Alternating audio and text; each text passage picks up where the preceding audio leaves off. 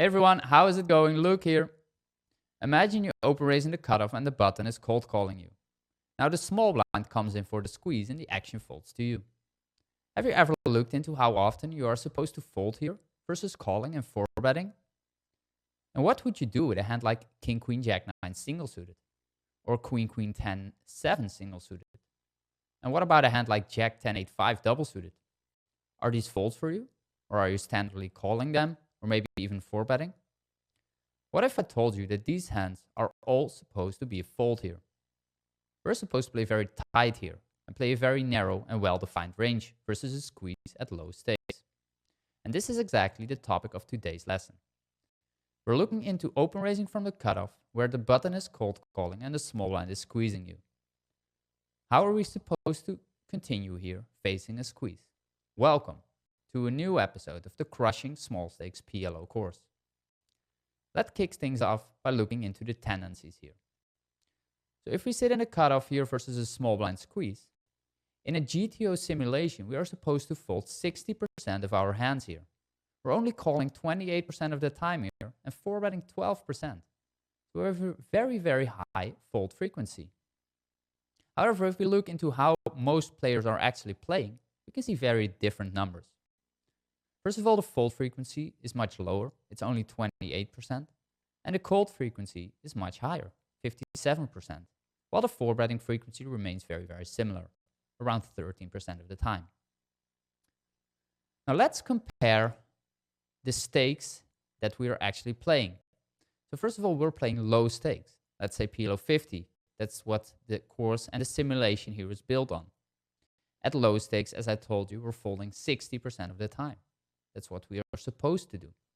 However, if we start playing higher stakes, for example, mid stakes, the fold frequency here versus a squeeze drops to 40%. And at high stakes, the fold frequency drops to 32% only. So rake has a massive impact here because all the other parameters running the simulation are exactly the same and only the rake levels are different. And you can see here how massively the difference is playing low stakes versus mid stakes and versus high stakes. So if you're currently playing low stakes PLO, it's very important to pay close attention to this and not simply call similar hands you see other players calling at higher stakes. So pay attention to this exact situation. Now, what are some of the principles that we have to keep in mind here when we are facing a squeeze here? We're looking into a 100 big blind situation. First of all, you should always four-bet aces at 100 big blind in this situation.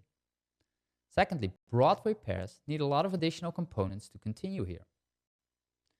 Don't overvalue double-suited, semi-connected rundowns. And lastly, single-suited rundowns are folded very, very often. And we're going to look into each one of these individually. And at the end of this video, we'll also look at some of the four-betting candidates. First of all, let's kick things off by looking into the Broadway single-suited pairs. There are some notes on the left side first to start off with. We're folding 67% of all these combinations. So imagine you open raising the cutoff with any of the Broadway pairs that is single suited.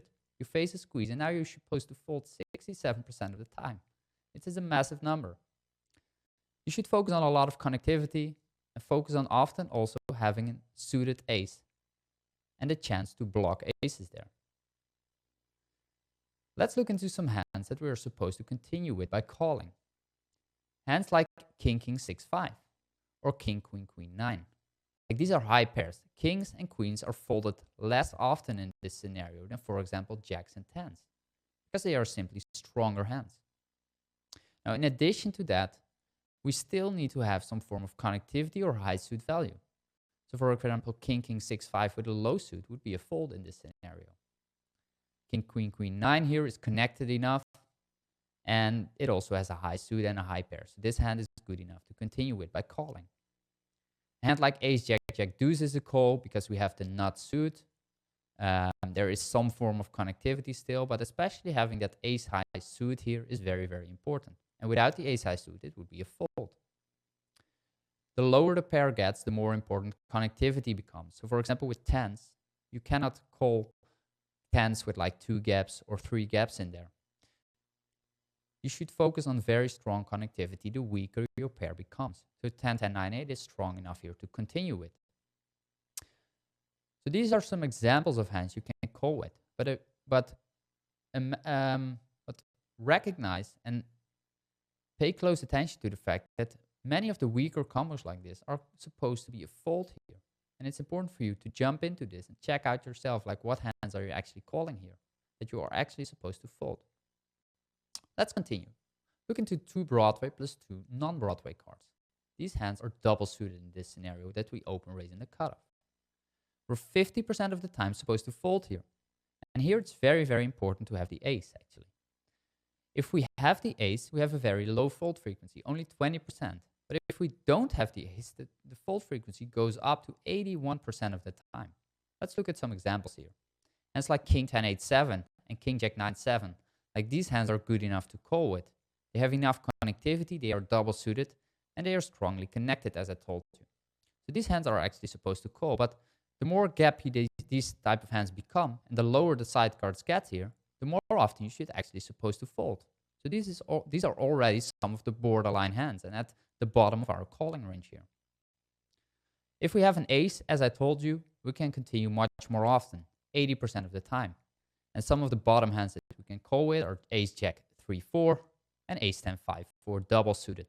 Like here, obviously we have the ace high suit. A lot of value can come from that, of course, by dominating lower flush draws. There is still some connectivity, of course, and we have 2 suits. So the ace here is a very important asset. Now let's continue with rundowns. Single-suited rundowns with 0, 1, or 2 gap, which is one of the categories of hands that we are using here in the low-stakes course, if you have paid attention to our 18 categories. Now notes on this specific category of hands, 61% folding. We should focus on having a suited ace with 3 Broadway cards. We should focus on perfect or near perfect connectors, and low rundowns in this specific situation do actually quite well. So a hand like ace queen jack 10 here is obviously good enough to continue. I'm pretty sure most of you will, but imagine that weaker combos like this with lower side, with more disconnectivity basically, are supposed to be a fold very often. Let's look into another example. King Jack 10-9 single suited. Again, good connectivity, only 1 gap. We have a king high suit. This hand is good enough to continue with here. Hands like 10-8-7-6 single suited and 7-6-5-4 double suited, single suited play also very well here. Especially the 7-6-5-4 single suited is an interesting combo because we often play a part of the board that is not very well represented in our opponent's ranges. So the squeezing range is obviously focused on high pairs and high rundowns very often, and also the cold calling range on the button is very often focused on, for example, the high pairs.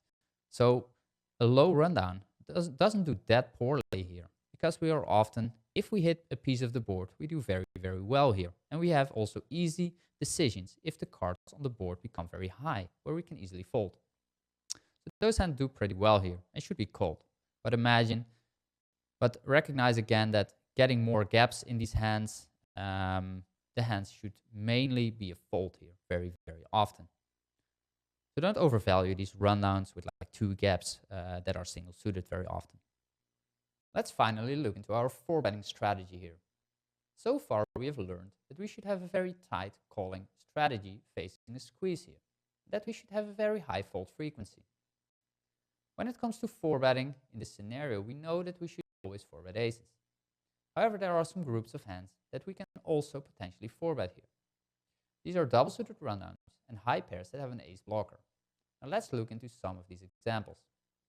A hand like ace 10-9-8 double-suited is a great addition into our 4-betting range here. We're blocking aces, we're double-suited, and we are flopping very, very smooth on very many flops here. And this hand is a great addition to our 4-betting strategy. Another candidate is 10-9-7-6 double-suited. Now this hand is also an interesting one. Double-suited rundowns that are not perfectly connected but have like 1 or 2 gaps and that are somewhat medium high. So we look here often at Jack, 10, and sometimes 9 high rundowns with like 1 gap in there, sometimes 2. Like these hands are capable of 4-bet bluffing. We unblock kings and queens, so we can make our opponent fold those candidates of hands. And if the money would go in against aces, these hands don't do as bad as, for example, higher pairs or higher rundowns, because those are much more often more heavily dominated there. These hands simply perform better against an ace-ace heavy range. Focus on the fact that these hands do have a gap. If we wouldn't have a gap, for example, 10-9-8, 10-9-8-7 double suited, we should always call here. These hands have a too much high of an EV by calling, and the playability when we call there is simply too good to turn this hand into a semi-bluff by choosing to 4-bet. We rather 4-bet hands that don't flop as smoothly, for example with 1 or 2 gaps, and turn those hands into a semi-bluff instead of calling there. The best ones with no gaps are simply too good, and we should just call those. Now obviously a side note here is to make that some of the value for betting these hands comes from the fact that we are supposed to make our opponent fold kings and queens that he is squeezing there. However, if our opponent is not capable of doing that, the value of 4-betting here drops, and we should ask ourselves the question whether or not we actually want to use them as a 4-bet. So make sure to always keep that in mind and not automatically always 4-bet these candidates. Sometimes it's better to just call those combinations, and sometimes it's better to use them as a 4-bet bluff. So you should play around a little bit with it and also think about it in-game and make the best decision possible at that moment. We cannot simply always use a GTO outcome and simply implement it, because our opponent uses a different strategy than the GTO models recommend. Finally, high pairs with an ace blocker, hands like ace king king 10, single suited, and ace queen queen deuce double suited are great additions to our 4-betting range. These hands perform very well against a squeezing range that is a GTO recommended. However, if our opponent is not squeezing as wide as he should from a GTO model, but he's squeezing somewhat tighter and is more heavily leaning towards aces, these hands shouldn't be used as a 4-bet here. Only 4-bet here if your opponent is capable of squeezing a wide range of hands, but if he is somewhat tighter, these hands don't perform as well because we're more often up against aces, and these hands in particularly do very bad against aces, of course, because we have a pair ourselves in our hand, and we will be dominated very, very much. So if our opponent is squeezing on the tighter end, only focus on 4-betting aces, and in addition to that, we can use some of the double-suited rundowns that you can see on the left.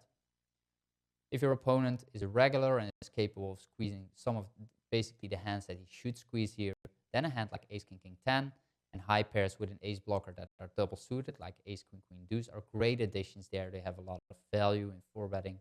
We block aces, and they are often the best hand at that point. So I hope you enjoyed this video. We spoke about facing a squeeze, the fact that we should be tight, fold a lot, and that the differences between being at low stakes, playing mid stakes, and high stakes is fairly big here. I wish you all the best next week in the poker games that you are going to play. And I would also recommend you to jump into our software and check out this specific situation and learn more about what groups of hands have a very high fold frequency, which are capable of calling, what can be some of our 4-bet bluffing hands, and get a good understanding of this specific situation, because many of us are calling too much. Even if you're not calling 60% as many of the people in the population are doing, but it's very likely that you're still in between GTO numbers and population tendency numbers, and you should aim towards coming closer to those GTO frequencies. With that being said, all the best. I'll see you next week. Over and out. This was Luke for the PLO Mastermind.